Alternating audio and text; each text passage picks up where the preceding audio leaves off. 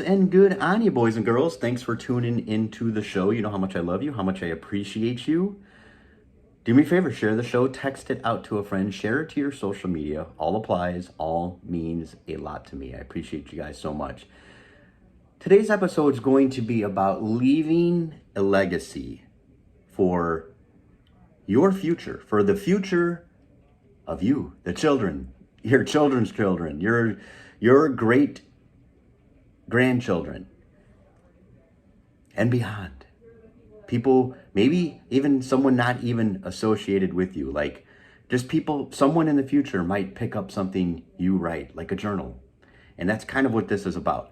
This episode is kind of around the idea I came up with. Now, I'm sure this isn't like an exclusive idea that I came up with. I know other people have thought of this kind of thing as well.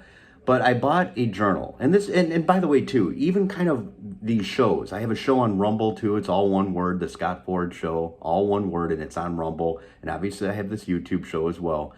And I'm doing, these are kind of in part like a legacy, leaving something behind. Now, some of these shows may mean nothing to certain people. They may mean a lot to a lot of people, and maybe in the future.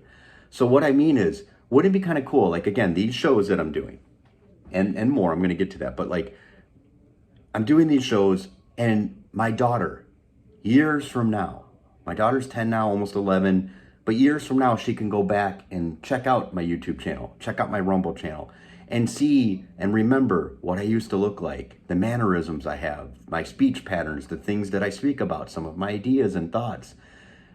And that's something she could own, something she could have forever. And then her children. And so in other words, she could gather up my grandchildren and say, listen, this is what Papa used to look like. This is how Papa used to talk. This was Papa's sense of humor. These are the ideas that he had. And then my great-grandchildren, my great-great-great-great-grandchildren, way well after I'm gone, can look at these videos and, again, see what kind of person I was. How many things are like outdated but there maybe some of the ideas and the thought processes are still intact and can still be used. So I started a journal, and again, I came up with the idea, but I don't think it's an exclusive idea. I'm sure other people have as well. But I bought a journal with the intent of, I'm going to write letters to my daughter. Now, let me give the origins of this. Since my daughter, before my daughter could read, when she was just a baby, I started writing her little notes. So every day I would, not every day, but many, many days, I would take a note card. I would write like, Dear Madeline, I would write the date on it. And then I would give some kind of either life lesson or thought I was having or how much she means to me. And I started doing that. My wife bought it like a photo album type book and started putting all these index cards in there. Some of them got lost. Some of them, I don't know where they are. Some of them are misplaced. Some of them are just even kind of put in a drawer. So a lot of them are put in this book, this like photo album. And I thought, I don't want more of these getting lost or getting discarded. So I'm going to buy a journal, and it's specifically for my daughter. And I'm going to write in this journal, not every day again, but most days, when I have like a thought that I want to share with my daughter. So I bought this journal. I started writing in it yesterday.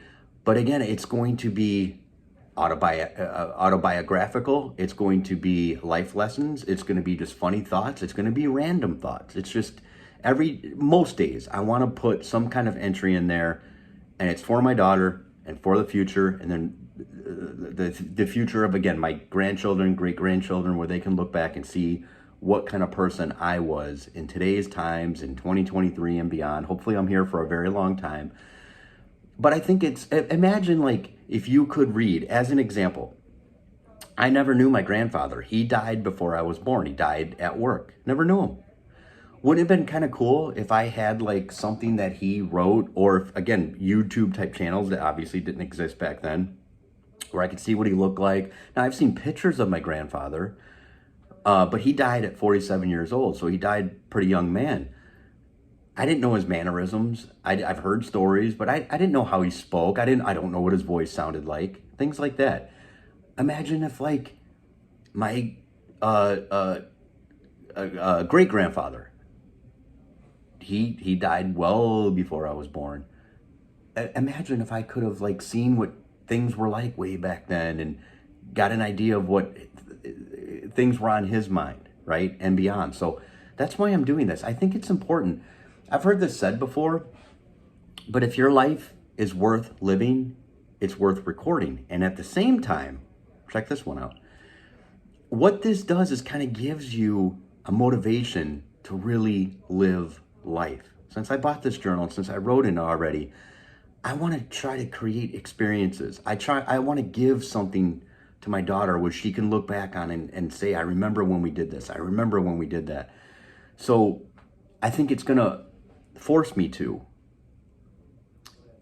kind of live a better life, believe it or not, and a better life for my daughter, and try to create more experiences for my daughter so I can put them in the journal, and then she can remember more good things about me in the future. It's weird recording something like even this right now with the thought process of like, right now I'm alive, there's blood flowing through my veins, I'm alive, I'm healthy, but I won't always be here. And it's a weird, actually kind of scary thought. So in other words, as you hear this right now, I may be here, or maybe you're listening to this 50 years from now, and maybe I'm not here. See what I mean? It's really relevant now that I'm here, I'm alive, and I'm breathing, I'm talking, I'm feeling, I'm thinking, but I may not always be here. In fact, I know there's going to be a day when I'm not going to be here. Hopefully I'm there. So, and I put life lessons in there too about, I'm going to put more life lessons in there about where are you going to spend eternity, because this ends. So the main purpose of it too is just to, I talked a little bit already to her in one of the journal entries about like the circle of life, and try to fill in this space with as much happiness and fun that you can. Listen, I understand depression's a real thing. Believe me, I have suffered from it many times in my life. But I know the reality of it too, even though it is real. Again, I firsthand. I just feel like there's no time for it. Even though it's a real thing.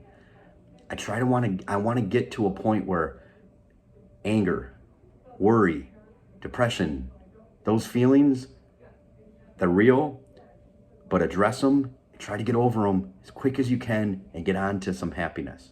Why worry about things you can't control? Life lesson right there. All right, my friends. So I guess another main purpose of the journal I'm writing to my daughter, to you folks who are listening, and to, again, future generations, enjoy your life. Enjoy your life. Enjoy it. It's up to you. Make better choices. Make good choices. Make choices that lead to happiness. Enjoy your life and enjoy the process. See if I can get her to turn. Summer. My dog takes herself for a walk. Carries her collar in her mouth. Summer. Love the uniqueness of dogs.